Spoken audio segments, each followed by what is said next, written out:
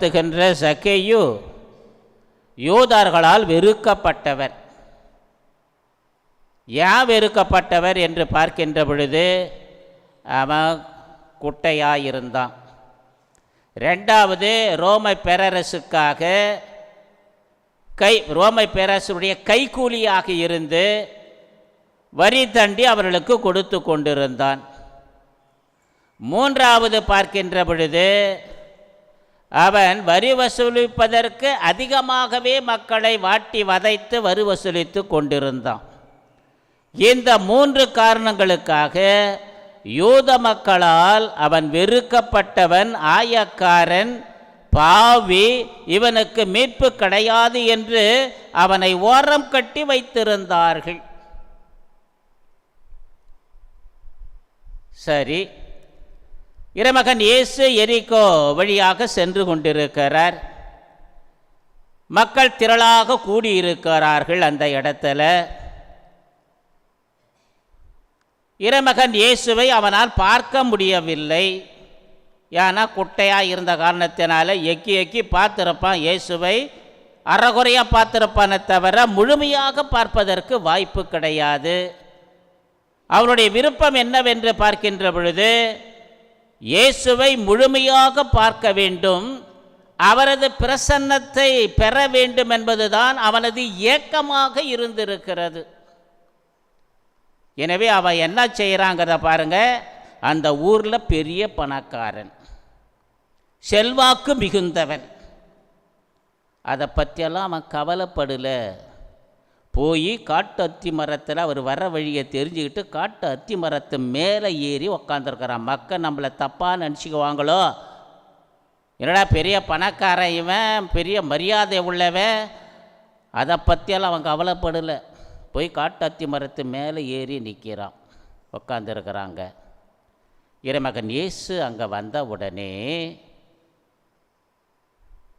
அண்ணாந்து பார்த்து, சக்கேயுவே இறங்கி வா. இயேசுடைய வாயிலிருந்து சக்கேயுவே என்று தனது பெயரை கேட்ட உடனே அவனுக்கு புல்லரிச்சு போயிருந்திருக்கும். கண்டிப்பாக பொறுமையாக இறங்கியெல்லாம் வந்திருக்க மாட்டான், குதிச்சிருப்பான் அங்கேருந்து.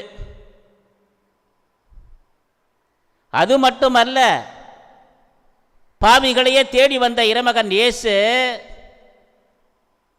உன் வீட்டில் நான் தங்கணுங்கிறாரு. அவன் ஒன்றும் வரவேற்பு கொடுக்கல, உன் வீட்டில் தங்கணுங்கிறாரு. எப்படிப்பட்ட ஒரு மாபெரும் பாக்கியம், ஒரு மகிழ்ச்சியான நேரம் அது அவனுக்கு. யோசிச்சு பாருங்க. அங்கே பரிசேயர்கள் இருக்கிறாங்க, மற்றவங்களாம் இருக்கிறாங்க. அவங்க வீட்டிலலாம் நான் வரேன்னு சொல்லல. ஆனால் பாவியாக இந்த சக்கேயுடைய வீட்டிற்கு நான் தங்கணுங்கிறார். அவனும் இறைமகன் இயேசுவை தனது வீட்டிலே வரவேற்கிறான். நாம் ஒரு அடி எடுத்து வச்சோன்னா 1000 அடி எடுத்து வைக்கிறவர் தான் நம்முடைய ஆண்டவன் கடவுள். என்ன நடக்கிறது என்று பாருங்கள்.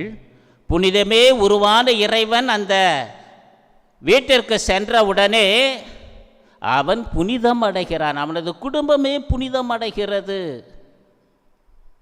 எப்படி தெரியுது நமக்கு அவன் புனிதம் அடைஞ்சான், உண்மையான மனமாற்றம் அடைந்தான் அப்படின்னு பார்க்கின்ற பொழுது, என் சொத்தல பாதிய ஏழைகளுக்கு கொடுக்கிறேன், எவனையாவது ஏமாத்தி